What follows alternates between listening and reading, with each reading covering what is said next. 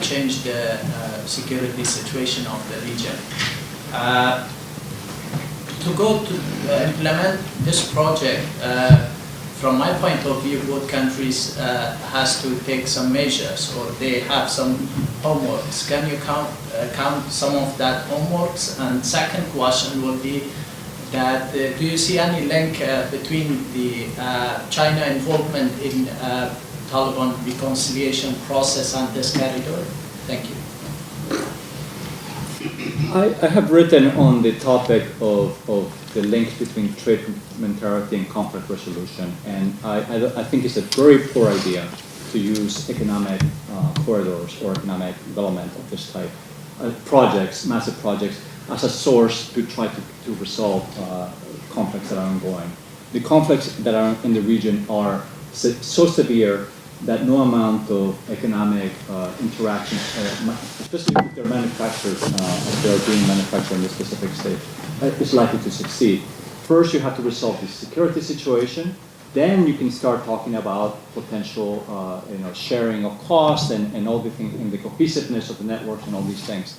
When you look at the more successful examples of that, that's what happens. Essentially, you have a conflict-free area where there's no concerns whatsoever over the duration of the project, of the construction of the project, about security concerns. As long as there's one minor security concern, then the whole project tends to there's a backlog of concerns that takes place following that. So I think it is a great idea. I'm very hopeful for the world, but I don't think that this is really the right time to start a economic corridor of this type, despite the potential promises that are being voiced. Once you have resolved the conflicts, multiple conflicts, and more that could emerge as a result of this type of activity, then you can start talking about building a network of this type. Well, so I generally agree with Lawrence that in general there is a negative. There's not a very robust relationship between trade complementarity and conflict resolution worldwide. I think that this is a very specific case, though, that is quite different for the following reasons. China is doing this not particularly for the reasons that people usually do this. And I'm sure we're going to discuss this a lot more later on. China is both trying to limit India's growth as a regional hegemon, and as well as establishing trading partners that are specifically proximate to it in terms of its borders. So this is one of the reasons why I think the China-Africa comparison, I mean, we will have to see, but I'm a little bit more skeptical about that. I do think that China's involvement, which is, it's not a mixed message. China is very clear about what it wants, and it doesn't have mixed messages about what it wants the Pakistani government to do. I think that possibly has the opportunity of aligning Pakistani security interests towards that orientation in a way that there have been a lot of mixed messages from within the Pakistani military and security elite before then. And one of the things, and I think this is going to, Christine might have different views on this, but one of the things that we're seeing is that the military itself is changing its orientations. Raheel Sharif visited Fatah without the ISI. There's been a terrible attack on Peshawar just this morning, in which the army came in and very, very seriously just interdicted against the terrorists in the university. It was a terrible situation, but the military, I think, is increasingly, and security elite, and again, Christine might have a different view on this, but are orienting towards stability. Now, that doesn't resolve these deeper questions about inequity, structural inequalities, and especially vertical inequalities, especially in Balochistan, but increasingly as the link goes north to Pashtun populations in Fatah and the northwest frontier. So that, I think, is a different set of problems that I agree are very, very problematic. But the way that China is doing this is I think, creating a direction that Pakistan could potentially just follow, which would lead to greater stability and security at least. Time for one more question now, and I'll take it from over there. Asma Crawford from the School of Economics. My question is this: do you think that this project will sustain without the support of the Baloch and Pashtun population in Pakistan?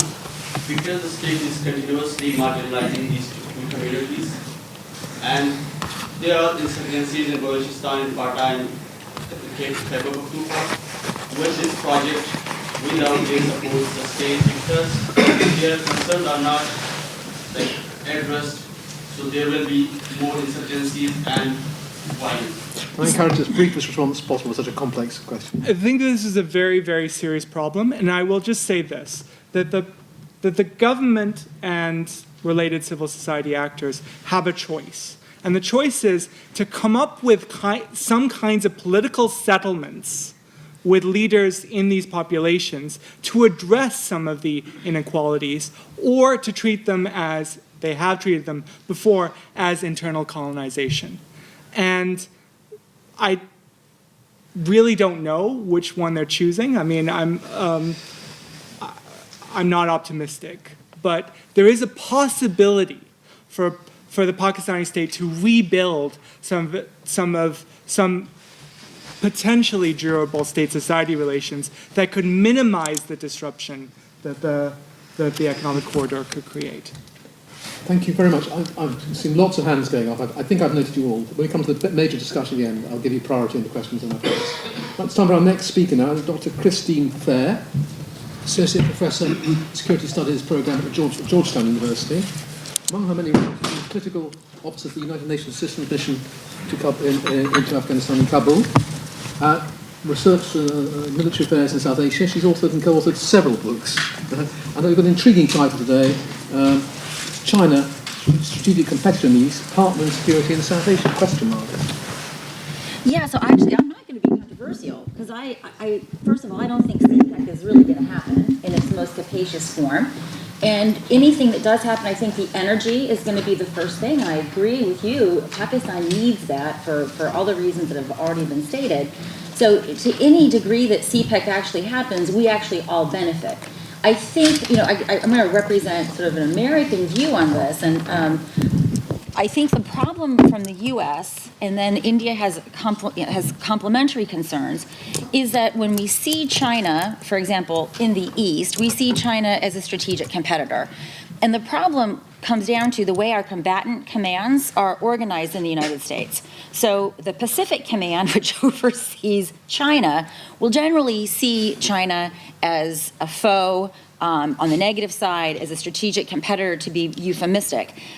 Because PACOM does not have vision into the Afghanistan and Pakistan theater, they actually cannot see the positive benefits that China actually brings to this region.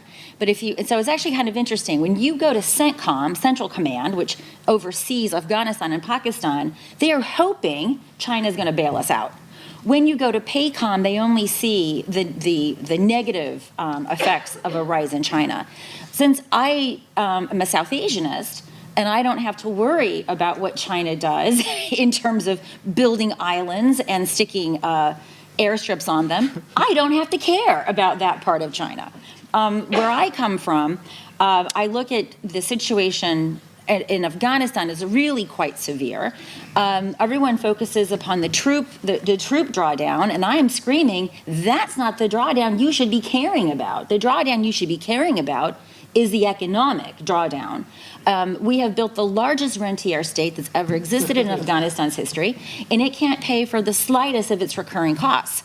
I want China to come in and build that railroad. Afghanistan has a lot of resources in the ground. It only becomes viable when those resources are taken to a market.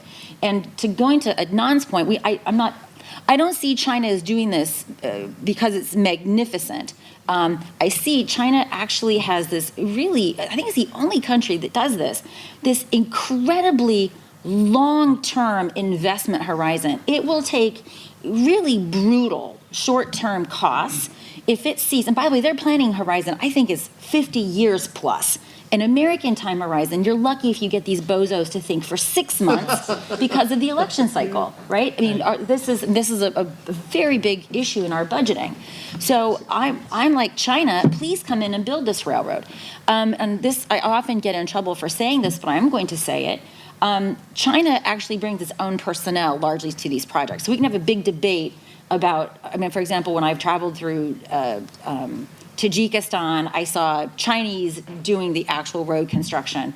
When you talk to Pakistanis, the Chinese live in colonies. One fellow I spoke to was complaining they even bring their own food in. So that we can have a real discussion about what is their contribution to the local economy. But what we can say is that Pakistan and Afghanistan needs this infrastructure.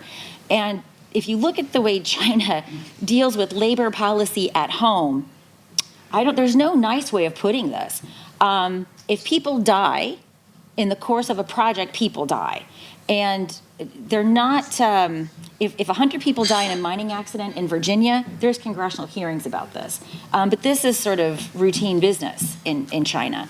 So China, if you look at the costs, the human costs that they've been willing to endure in Pakistan, no other country would do this. So in terms of a national investor that's going to be willing to put its personnel literally in harm's way for these projects, there's no other country that's going to do it except China. So I'm actually very bullish that something in this, though in its most capacious form, extremely unlikely, that to any degree that CPEC happens, it's going to be good for the region. Now, no one's actually talked about what CPEC is. And so there's, as Lawrence said, I'm not sure that there's a definitive document, but if you look at, for example, some of the Chinese journals that talk about it, I mean, you actually have these very different corridors. And from China's point of view, the goal is the rest of Xinjiang province. They're trying to, just like they've done with Tibet, is to economically integrate it to the rest of the country. And so these corridors that link Urumqi, and I'm sure I just butchered that. I can speak Urdu, Hindi, and Punjabi, but I don't know how you pronounce these names in China, that link Urumqi elsewhere into China. And then you have the corridor that we're mostly focusing upon, which links Kashgar, right, going all the way down north-south, basically, and then hitting over to Gwadar. So a lot of that infrastructure is there in some modest form. The things that really vex the Indians, sorry, that happened ages ago. I don't know why you're grousing about it now. And what they can actually do is leverage already some of the motorway projects that are either the motorways that currently exist or that are ongoing. So this, if you think about this as salami slicing, it actually doesn't look as crazy as perhaps it does when you look at a map. Perhaps the most controversial G-lock or ground line of control is going to be that which is planned to connect Peshawar with Gwadar. And, again, you ask yourself, what consortium of lunatics is going to invest in this? Well, the Chinese. They're the only ones that would even consider such a crazy thing for the reasons that Adnan noted. So I'm actually very bullish. The region needs this.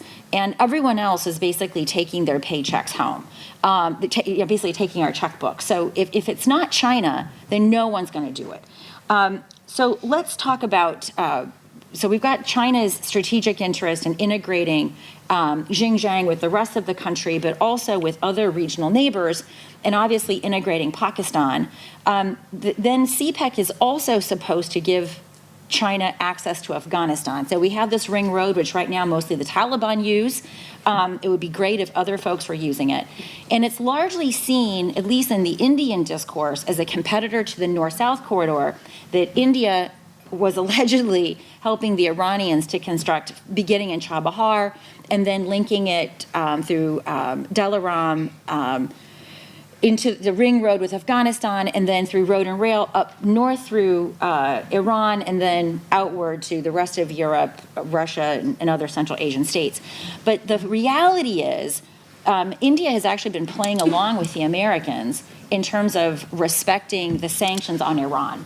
And whereas a number of years ago, Iran and India were trying very hard to get Chabahar going, in fact, nothing has happened. And if a colleague of mine recently came from Chabahar, she said the Chinese are all over Chabahar. So, and basically the Iranians are saying to the Indians, we prefer you, but we will take the Chinese. So what China's been actually very adept at doing while everyone else has been sanctioning Iran has been actually going in. In fact, when I studied in Iran, I studied Persian in Tehran, I had several Chinese and Korean students in my class. So it gave you a sense of where the Chinese were investing. So in some sense, the Chinese are already diversifying. Now, by the way, Gwadar is already there. Another point, everyone's all, well, what if the Chinese get access to Gwadar? They've had access to Gwadar. There's nothing new here. The fact is no one wants to use Gwadar, right? Because the way in which the G-locks connect Gwadar. Why would you use Gwadar when you have other more convenient routes available? So I don't really understand the vexation over the Gwadar issue. So we sort of think about the pluses and the minuses and what I'm going to call the neutral category. On the positive side, China's really motivated to deal with its internal security. By integrating Pakistan in this way, I see Pakistan as largely the net beneficiary of this. There are real issues on who's going to be the beneficiary in terms of long-term profit generation. If it is, as we've seen, China is going to remit those profits. So, for example, the power plants, China is going to remit the profits from, that's basically the deal, right? We build these plants, you can't build these plants, and we're going to remit the profits home. So, over the long term, China benefits financially, but Pakistan also benefits from having these amenities. There's very real questions about who is going to be employed. And since we don't exactly know where all of these G-locks are going to go, there's obviously going to be net losers and be net winners. Adnan's point about Balochistan and Fatah is absolutely critical. And I share his dubiety that there's going to be a way of resolving this. So when I talked to Baloch separatists, I said, you really have two choices. You can either face extinction, because the army will extinguish you. I don't know if y'all are paying attention to what the army's doing in Balochistan. It's very hard because they don't let anyone cover it. Unfortunately, I believe my weapons are being used to exterminate Baloch. So you have two choices, extermination, or you get on this bandwagon and you try to negotiate for a fraction of the rents. And I tell them, I think extermination is a kind of a sucky alternative.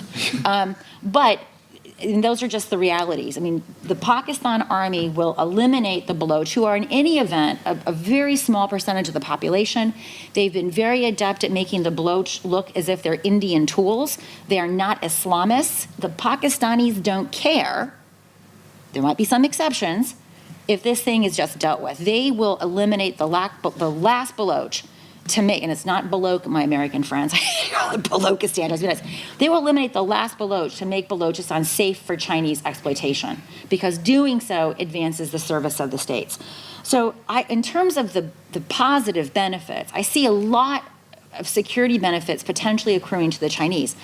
But then again, they've had these benefits already. When a Uyghur gets caught doing something nefarious in Pakistan, the Chinese say to the army chief, would like to see this dude wrapped up. And he mysteriously is wrapped up, usually in a coffin.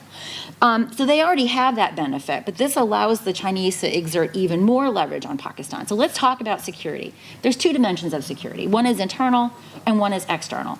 What Pakistan's experiencing, obviously Balochistan is ethno-nationalist, has a very different origin from the other disputes, but what Pakistan is currently experiencing is blowback from its strategic objectives of using terrorism as a tool of foreign policy. There would be no Pakistan Taliban if there had been no Afghan Taliban, had there been no Jaish-e-Mohammed. I could go on at length about this topic. So Pakistan is very serious about eliminating those parts of the Pakistan Taliban that it cannot reconcile.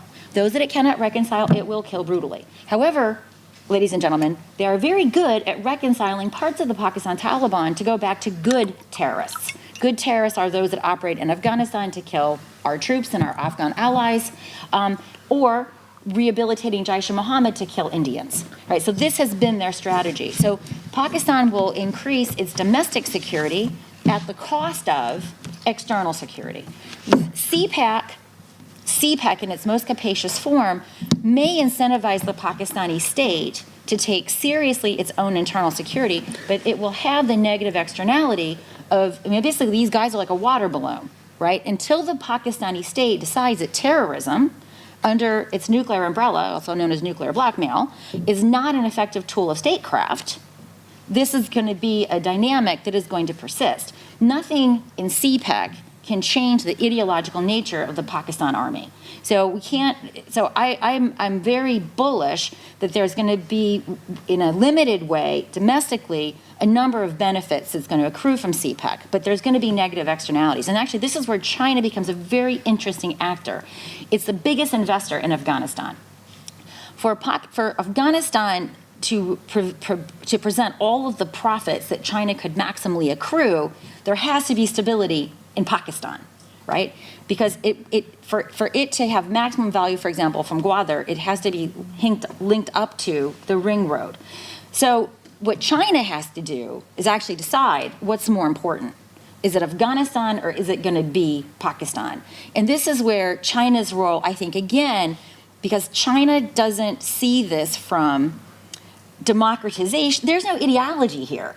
This is money and it's security. And I, being someone who worked with many economists over many years, I trust calculus based upon money and security more than I do ideology. So this is going to be, for me, the question of how does Afghanistan negotiate these trade-offs, that security in Afghanistan will have negative impacts upon Pakistan, security in Pakistan will necessarily be at the cost of security in Afghanistan. And I think those are kind of that's the bullet points. Excellent. Oh, one other point, though. I want to pick up on what Adnan said about the nature of the economics of the Pakistani state. Pakistan is also a rentier state. It trades on its insecurity. It basically says to the international community, keep paying me before I shoot myself. No one has said goli mardo and make the problem go away. This doesn't change the fundamental inability of the Pakistani elites to for example, expand the revenue, basically the tax collection net. This doesn't change Pakistan's fundamental nature as a rentier state, which is absolutely essential if Pakistan is going to truly have a democratization process. What it's simply doing is shifting the balance of who's primarily writing those bills. As an American, I say, China, it's your turn. Thank you very much indeed. A very robust performance. Really enjoyed it. Thank you very much indeed. And now it's Dr. Samir Puri's turn. He's a lecturer in international relations here at the Department of War Studies at King's College London. And 6 years working at the Foreign and Commonwealth Office, including a spell for the ISC Special Monitoring Mission in eastern Ukraine. So welcome for contributions even more explicitly on terrorism, security and counter-terrorism dimensions of Sino-Pakistan relations. Great, well thank you for the introduction. It's a real pleasure to be here. It's a real pleasure to follow Christine. We worked together 7 or 8 years ago at a certain US think tank on the subject of Pakistan negotiating with a gun against its own head to extract as much money as it possibly could from a very desperate US government that had effectively backed itself into a cul-de-sac in which feeding the beast was really the only way it could actually get from one day to the next. Now, I have to admit, as you picked up from the introduction, I've been out of studying Asia for about a year because I've actually been in East Ukraine, which has obviously got nothing to do with this subject, except for the fact that to get myself in the mindset just over a year ago for my year in Ukraine, I did something I've always wanted to do, which is I took the Trans-Siberian Railway and I took it on the route down from St. Petersburg through Mongolia into China. And I say that because I have a very clear image in my head of the topography, albeit of Mongolia, which borders Xinjiang, as being quite utterly desolate. I mean, you would look out the window and nothing would go past for half an hour, 40 minutes. You're traveling pretty fast here. The lesson I took from that in terms of looking at this particular subject is a question for the audience to think about. To what extent is Xinjiang to China what Baluchistan is to Pakistan, respective to those two states? Both, as Adnan, I think, pointed out, or certainly with regards to Baluchistan, relatively underpopulated for the size of what they are, relatively unintegrated into the metropolis, relatively distant from the dominant ethnic groups, the Han Chinese, Punjabis, however you want to describe where power lies in these two respective countries. And therefore, these countries have arrived at a position in which they need and want to integrate those parts, those resource-rich parts of their wider expanse into sort of the benefits of advancement and modernization. And keeping in mind that parallel, I want to talk specifically about the security threats, which many of you have brought up in your questions, as of course being one of the main obstacles to realizing this ambition, this very grand ambition of trying to integrate and extract resource. There is, of course, no direct similarity between the causes being fought for, but there are echoes of why fighting has taken place and continues to take place on both sides of the sovereign border. There is a persistent feeling of disenfranchised, disengaged, disempowered people who feel like they are the losers from economic advancement. There is a big difference in this region between the separatist and the Islamist jihadist instinct. Now, I say there's a big difference. That doesn't mean to say they don't overlap. And I think the most tenacious security threats that countries in this region face are those that overlap. When the Islamist jihadists with a more global ideology actually are able to latch onto separatist causes and bring the two together. I think in terms of the root of CPEC, the Pashtun areas, the northwest frontier province, Khyber Pakhtunkhwa, there, with the Taliban insurgency, there is an equal dose of Islamist jihadist and separatist anger. It's that fusion. Now, with the Baluch, I want to strongly agree, by the way, with the predilection of the Pakistani state of eliminating the Baluch Liberation Army and all the other different groups. About 6 years ago, when Musharraf was still in exile here in the UK, I went to a talk. It's a public talk, so what he said is on record. Somebody in the audience said, "Mr. Musharraf, when you were president, Bukti was killed, a very important tribal leader in the BLA. Did you order the killing?" Now, Musharraf is always trustworthy for one thing, which is fantastic theatre. He's a very good actor. And he was able to deliver his lines perfectly, which was he was able to say, well, from Rawalpindi, from Army HQ, we don't have daily oversight over the conduct of operations. There may have been a local initiative that took the decision. Even I was convinced. And the fact of the matter is, the Pakistanis don't have a tolerance for separatism. Of course they don't. And they're able to get away with it much more so than they are with the Islamist jihadist armed groups that they face. Partly because of the tactics that these groups use, partly because of the scale of the threat, partly because of the ability to forge linkages. So, back to the CPEC route. The worsening of the security threats for both China and Pakistan is, of course, a fusion between the separatists. It's cooperation between otherwise disparate groups. Most people who work in counter-terrorism, counterinsurgency talk about disaggregating different groups, different factions.